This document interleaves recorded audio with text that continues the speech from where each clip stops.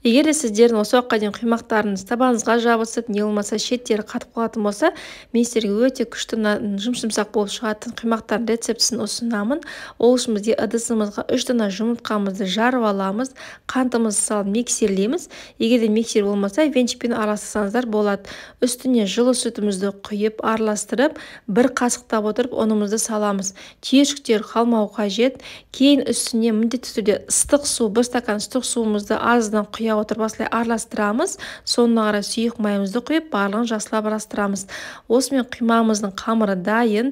Табамызға азғантай ғана май жағып, бір қыздырып алып, осылай біртіндеп құймақтарымызды пісіріп аламыз.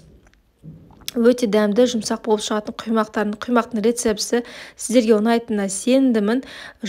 Осы егер де видеом ұнаған болса, парақшама тіркеліп, лайк басуды ұмытпаңыздар. Астарыңыз дәмді болсын.